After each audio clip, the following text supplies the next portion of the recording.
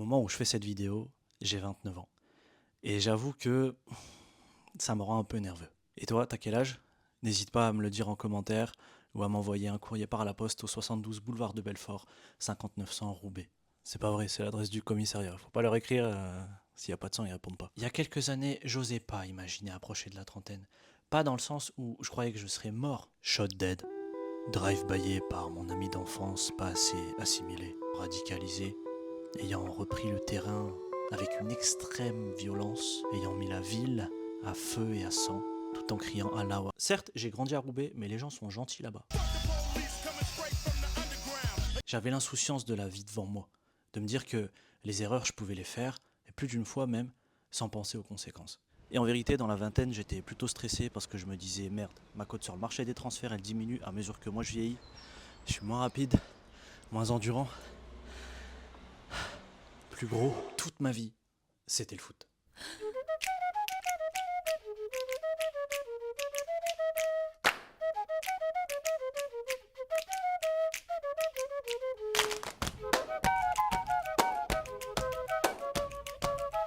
J'ai raté. Voir la trentaine arriver, c'était une source d'angoisse. On dit au revoir à notre jeunesse, on dit bonjour aux crampes en plein milieu de la nuit, et tout ça en étant parfaitement hydraté. Non. L'autre jour, j'ai fait une traction, j'ai eu une pointe dans le mollet. S'il te plaît. On entre dans un âge plus mûr, où les responsabilités sont aussi plus grandes, où le monde estime que tu as avancé dans la vie, que tu as franchi des paliers, coché des cases, que tu fais moins d'erreurs, que ton patrimoine est nettement supérieur à celui que tu avais il y a 10 ans. Et vas-y, mon patrimoine à moi, c'est un quart de bouteille de parfum, des nounours que je considère comme mes enfants, et un sachet poêlé de légumes qui traîne dans mon congélo depuis plusieurs années que je sors que quand j'ai une entorse. Faut arrêter avec ça. Faut arrêter avec ça. Si tu commences 12e dans la course, et qu'au troisième tour, t'es encore 12e, avec des pots de banane et des carapaces vertes. Je suis d'accord, c'est chiant. Mais au moins, t'es encore dans la course. Et puis perso, c'est pas celui qui arrive premier que j'acclame.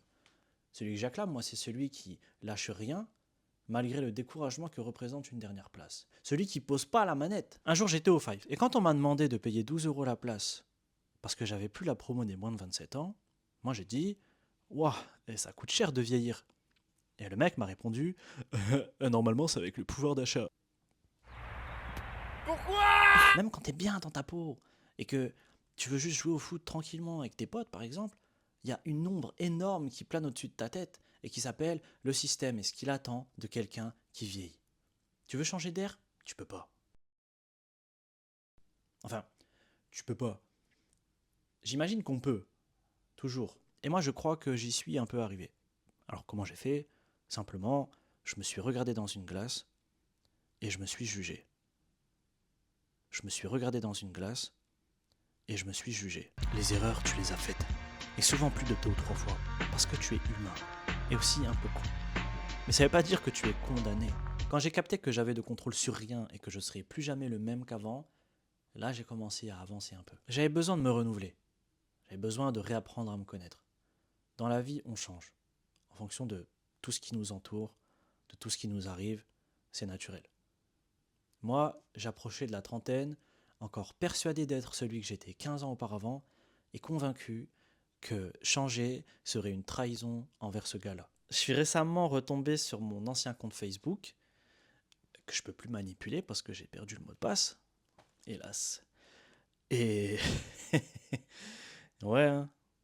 En fait, je suis bien loin de celui que j'étais. Et avec du recul, c'était plutôt une trahison envers moi-même d'être comme ça. Quand je pense à celui que j'aurais pu être, je suis assez fier de celui que je suis devenu. J'étais faussement bien dans ma peau. J'étais obsédé par le regard des autres. Je voulais plaire à tout le monde. Je voulais ressembler à tout le monde. Maintenant, je ne les regarde même plus.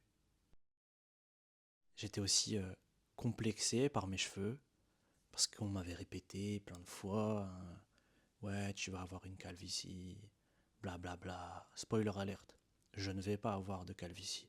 Il y a des glissements de terrain sur mon crâne, c'est un délire. Je me retenais aussi parfois de manger ce que je voulais, par peur de prendre du bide, par peur qu'on me juge, qu'on me dise négligé.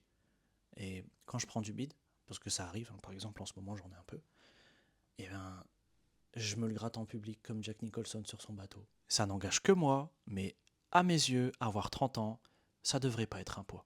De la même manière qu'avoir 50 ans, 60 ans, 70, 80 si tu as de la chance, ne devrait pas être un poids. Ça devrait plutôt être une prise de poids. Au sens où tu manges des expériences. Au sens où tu croques la vie à pleines dents. Où tu en dégustes chaque instant. Où tu t'empiffres de tous ces souvenirs. Ou au sens propre. De toute façon, tout le monde s'en fout. Personne ne regarde.